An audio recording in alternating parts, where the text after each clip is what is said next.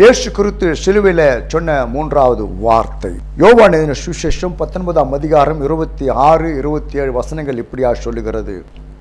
அப்போது இயேசு தம்முடைய தாயும் அருகே நின்ற தமக்கு அன்பாயிருந்த சீசனையும் கண்டு தம்முடைய தாயை நோக்கி, ஸ்திரியே, அதோ உன் மகன் என்றார். பின்பு அந்த சீசனை நோக்கி, அதோ உன் தாய் என்றார்.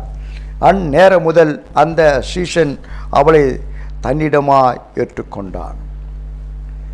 பிரியமானவர்களே, ஆண்டவராக இயேசு கிறிஸ்துவை சிலுவையிலே தொங்குகிற ஒரு காட்சியை நாம் பார்க்கின்றோம். தன்னுடைய சரீரத்தில் மாத்திரமல்ல, ஆத்துமாவிலும் அவர் நொறுங்குண்டவராய் வேதனைப்பட்டு கொண்டிருக்கிறார். ஆகவேதான் இயேசு சொன்னார் மத்தேயு 26:38, என் ஆத்துமா மரணத்திற்கு ஏதுவான துக்கம் கொண்டிருக்கிறது என்று சொல்லி, இயேசு இந்த சிலுவையில கொடிய வேதனையில் துடித்துக் கொண்டிருக்கிறார். அவருக்கு அருகாமையிலே ஏராளமான மக்கள் நின்று கொண்டு வேடிக்கை பார்த்து கொண்டிருக்கிறார்கள். எல்லாரும் இயேசுவை பார்த்து அவரை தூஷித்து கொண்டிருக்கிறார்கள், கேலி செய்து கொண்டிருக்கிறார்கள். ஆனால் இப்படிப்பட்ட ஒரு கொடூரமான சூழ்நிலையில் தான் இயேசுவின் தாயாகிய மரியாள் அழுது கொண்டு அங்க நின்று கொண்டிருக்கிறார். மத்தேயு 26, 25 வாசிக்கிறோம்.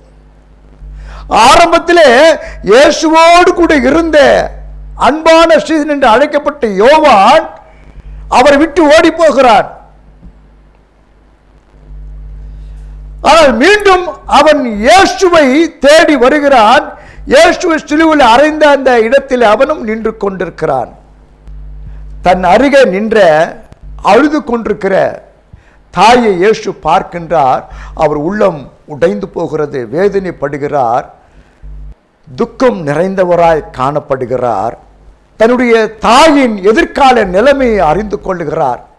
3 ஆண்டுகளும் தன்னை பராமரித்து பாதுகாத்து 10 மாதம் சுமந்து வளர்த்த தாயினுடைய நிலைமை அவர் அறிந்து கொள்ளுகிறார். ஒருவேளை இந்த சூழ்நிலையில அருகில் இருந்த யோவானும் வேதனையோடு கண்ணீர் வடித்து கொண்டிருக்கிறான்.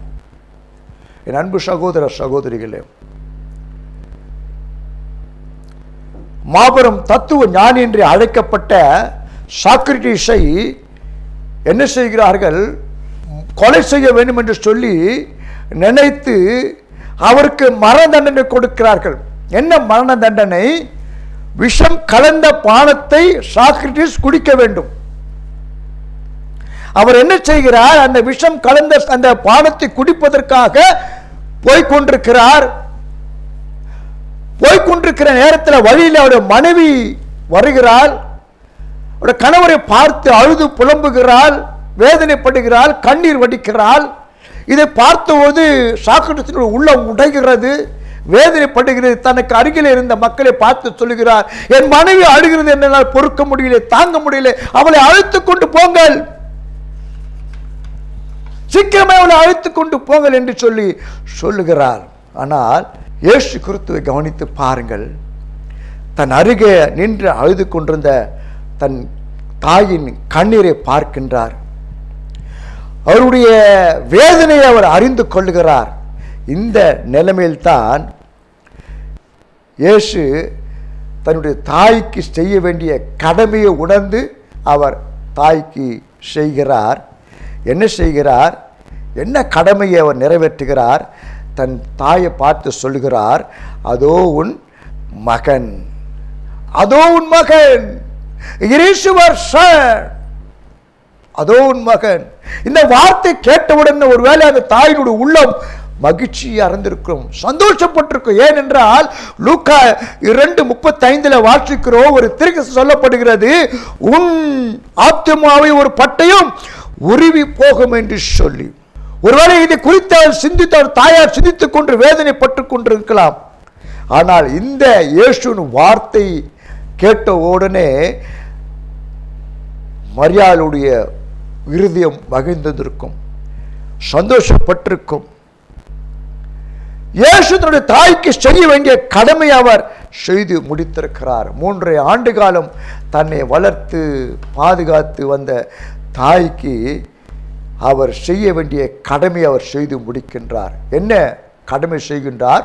ஒரு மகன் என்ற ஒரு உறவை அவர் ஏற்படுத்திக் கொள்ளுகின்றார். அது ஒரு உலக பிரகாரமான உறவு அல்ல, ஆவிக்குரிய ஒரு உறவை அவர் ஏற்படுத்திக் கொள்ளுகின்றார். என கண்பான சகோதர சகோதரிகளே,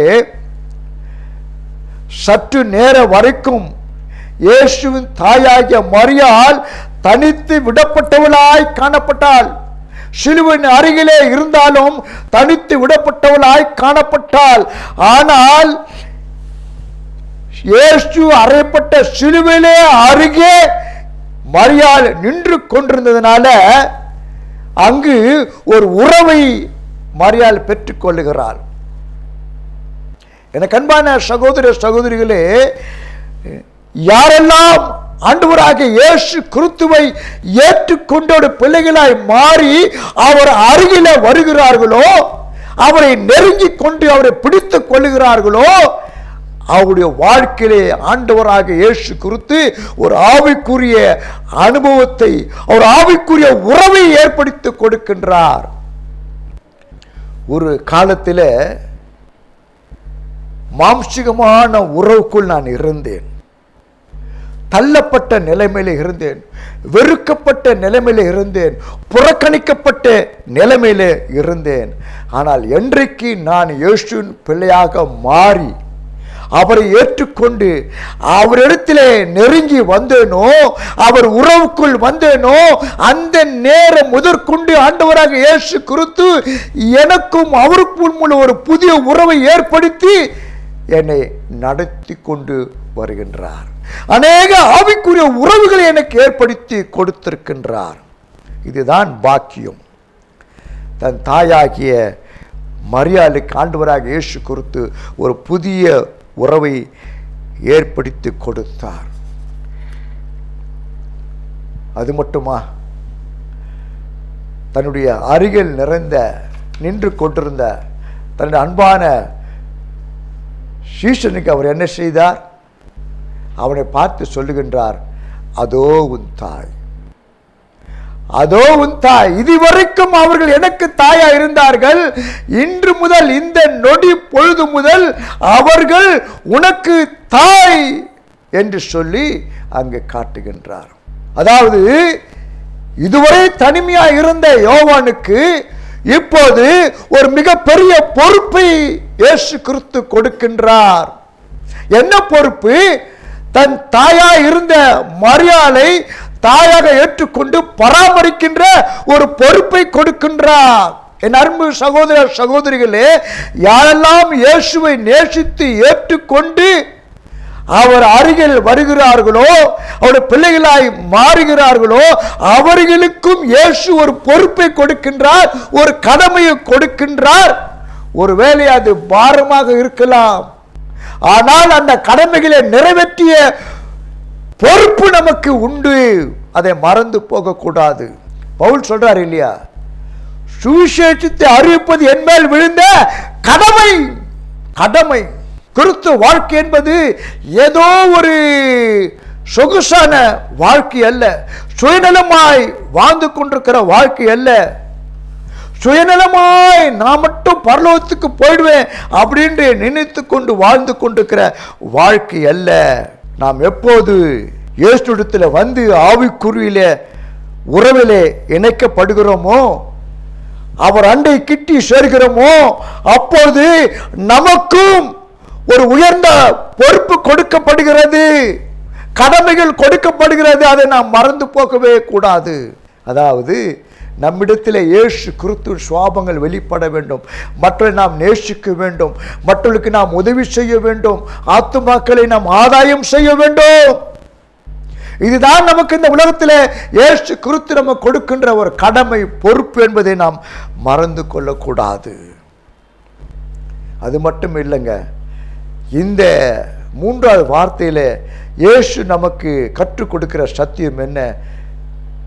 பெற்றோர்களை நாம் கனம் பண்ண வேண்டும். அதான் கடவுள் சொன்னார், உன் தாயும் உன் தகப்பனையும் கனம் பண்ணுவாயாக என்று சொல்லி. பெற்றோரை நாம் கனம் பண்ண. இன்றைக்கு எத்தனை பெற்றோர்கள் முதியோர் இல்லத்தில் இருக்கிறார்கள், இன்றைக்கு எத்தனை பெற்றோர்கள் பிள்ளைகளால் புறக்கணிக்கப்பட்டு கொண்டிருக்கிறார்கள். இன்றைக்கு எத்தனை பிள்ளைகள் பெற்றோர்களால் மறக்கப்பட்டு வாழ்ந்து கொண்டிருக்கிறார்கள். என் அன்பு சகோதர சகோதரிகளே, நான் பெருமையாக சொல்லவில்லை. என்னுடைய தாயார் அதிகமாக என்னோடு கூட இருந்தார்கள். என் தாயார் என்னோடு கூட அதிகமாக இருந்தார்கள். அவர்கள் என்னோடு கூட இருந்ததுனால எனக்கு அநேக ஆசீர்வாதங்கள் நான் பெற்றுக்கொள்ள எனக்கு ஒரு வாய்ப்பாக இருந்தது. சில நேரங்களிலே நான் தவறும் போது என் தாயார் எனக்கு ஆலோசனை கொடுத்து அறிவை கொடுத்து என்னை நடத்திருக்கின்றார்கள். என் அன்பு சகோதர சகோதரிகளே, பெற்றோரை நாம் கனப்படுத்த வேண்டும். அவரை நாம் புறக்கணிக்க கூடாது, ஏளனமாய் நடத்தக்கூடாது, நடத்தவே கூடாது. நாம் எதை விதைக்கிறோமோ அதை தான் நாம் அறுக்க முடியும். ஒரு சம்பவம் எனக்கு ஞாபகம் வருகிறது. ஒரு வீட்டில் ஒரு தகப்பனுக்கு ஒரு மகன், அவர்களுக்கு ஒரு தகப்பன், அவர் வயது சென்றவராக இருந்தார். அவர் என்ன செய்தார்கள், அந்த வீட்டில் இருக்கிற ஒரு அவுட் ஹவுஸில் வைத்து பராமரித்து வந்தார்கள். வயது சென்றவர், அவருக்கு சாப்பாடு அங்கே தான் எடுத்து கொடுப்பாங்க. அது ஒரு அலுமினி தட்டில் எடுத்து கொடுப்பாங்க. மகன் தான் எடுத்து கொடுப்பார். இப்படி பல நாட்கள் இருந்தது. இவர்கள் சுகபகமாய் வாழ்ந்து கொண்டிருக்கிறார்கள்.